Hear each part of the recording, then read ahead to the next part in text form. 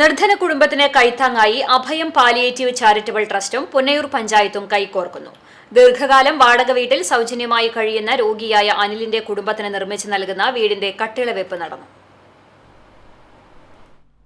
പുന്നയൂർ വെട്ടിപ്പുഴാലിന് കിഴക്കുവശത്താണ് കാഞ്ഞങ്ങാട്ട് അനിലിനായി ഭവനം ഒരുങ്ങുന്നത്. കൊള്ളന്നൂർ ബാബുവിന്റെ വാടക വീട്ടിലാണ് സൗജന്യമായി ബാബുവും ഭാര്യയും കുട്ടികളുമടങ്ങുന്ന കുടുംബം താമസിക്കുന്നത്.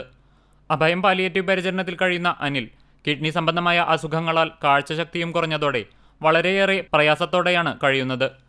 വടക്കേകാട് SHO ആയിരുന്ന സുരേന്ദ്രൻ മങ്ങാടിന്റെ നിർദ്ദേശപ്രകാരം ജനമൈത്രി പോലീസിന്റെ ഇടപെടലിനെ തുടർന്നാണ് അഭയം പാലിയേറ്റീവിന്റെ കീഴിൽ സുരക്ഷാ ഭവനത്തിനായി രംഗത്തിറങ്ങിയത്.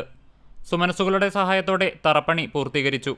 പുന്നയൂർ പഞ്ചായത്ത് ഡിൻഡൽ വാർപ്പ് വരെയുള്ള സഹായം വാഗ്ദാനം ചെയ്തതോടുകൂടിയാണ് കട്ടിളവെപ്പ് നടത്തി പണികൾ ആരംഭിച്ചത്.